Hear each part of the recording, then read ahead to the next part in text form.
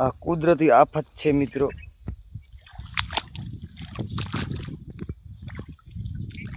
જેને જગતનો તાત કહેતા હતા ખેડૂત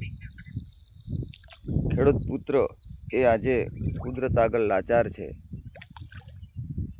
આજે કંઈ બોલી શકે તેમ નથી। બાજરી, એવા કાળેંગા, ગુવાર, મઠ, તલ, કંઈ એકે વસ્તુ બચી એવું લાગતું નથી। આ જુઓ પાણીમાં જે બાજરી આડી પડી ને તો જુઓ કમ્પ્લેટ બળી ગઈ છે।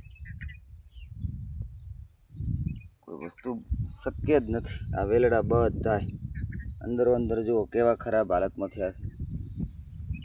એકે વસ્તુ આ રહે નહીં।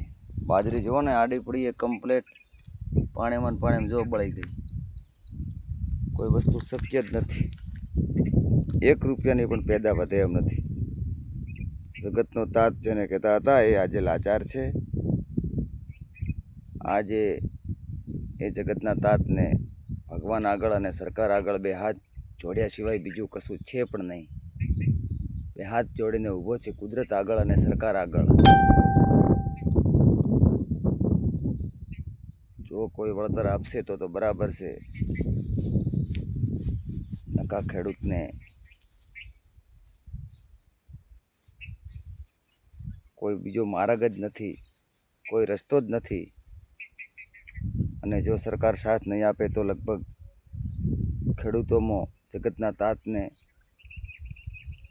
આત્મહત્યા કરવા સિવાય બીજો કોઈ રસ્તો જ નહીં હોય। કારણ કે આવી રીતનું હોય તો એ કેવી રીતનું સહન કરે। તમે જોઈ શકો છો આ પાણી હજુ તો હું આગળ તો ગયો જ નથી, છતાં આટલું જો પાણી હોય અને પગ તો કમ્પ્લેટ અંદર જાય જ છે। આ પાણી જુઓ તમે કેટલું ખરાબ હાલતમાં। એ જો એક કાળેંગું પડ્યું છે એ આ કાળેંગાના વેલડા કાયદેસર એ કાળેંગું સડી ગયેલ છે। એક આ પડ્યું સડી ગયેલ છે, એક આ પડ્યું કમ્પ્લેટ ખૂબ ખરાબ હાલતમાં છે। એટલે સરકારને વિનંતી અને સાથે સાથે ભગવાનને પણ 2 હાથ જોડીને નમ્ર વિનંતી કે સરકારને ખૂબ શક્તિ આપે, ખૂબ એમની બુદ્ધિને મનોબળ આપી અને જગતના તાતને ખેડૂતને એક વખતનો બેઠો કરે, સાથ સહકાર આપીને વળતર ચૂકવીને તો જ ખેડૂત બચી શકશે। નકા ખેડૂત બચી શકે એવો કોઈ રસ્તો નથી। જય જવાન અને જય કિસાનના નારા હતા,